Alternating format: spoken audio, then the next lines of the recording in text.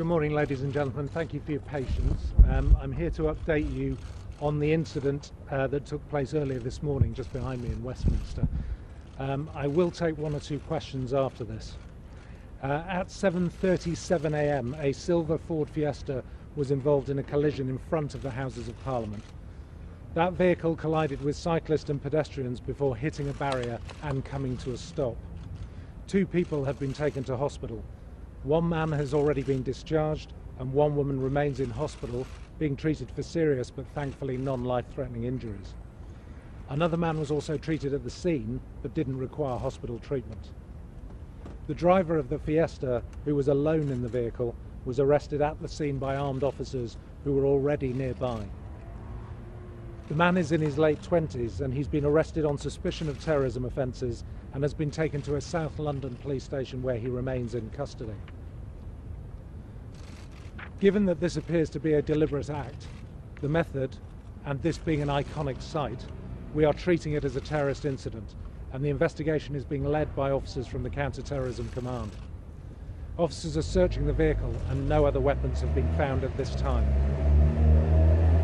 At this early stage of the investigation, no other suspects at the scene have been identified or reported to police.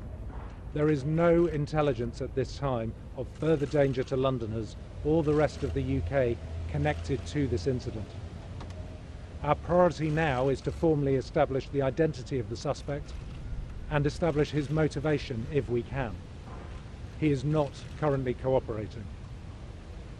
However, as you would expect, detectives from the Counter-Terrorism Command are making various other urgent inquiries to ensure that there is no outstanding risk to the public.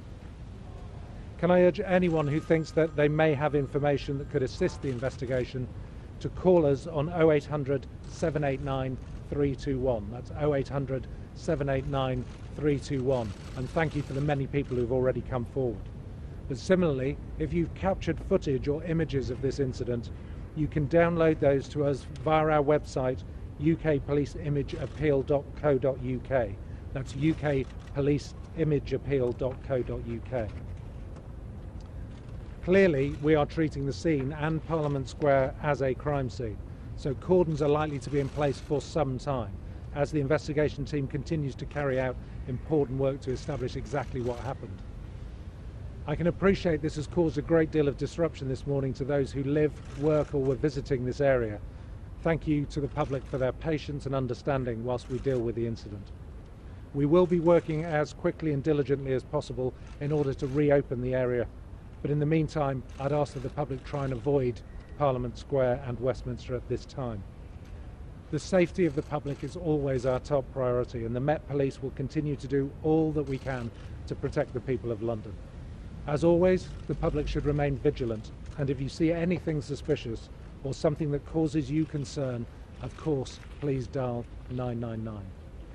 So I'm happy to take a couple of questions. Assistant Commissioner, were John. police already in pursuit of the vehicle before it collided with cyclists and then collided with the gate? Footage appears to show sirens behind the car, 2 police vans. Is that the case? No, I've heard that this morning. There wasn't a police car in pursuit of the vehicle. I believe it was an ambulance on a completely unrelated call. Assistant Commissioner, the vehicle appears to drive deliberately at 2 police officers. Does it look as if the driver was targeting the police officers specifically? We can't say that at this time. I mean, it certainly appears to be a deliberate act, but what the motivation is, we can't say. Was it somebody that counter-terrorism police officers or the counter-extremism network was aware of before, the man that you have in custody? We haven't formally identified him yet, so it's too early to make that judgment. On the details that we have at the moment, we don't believe this person was known to either MI5 or counter-terrorism policing. And at that point, thank you very much for your patience. Does he appear to be fully compass mentis?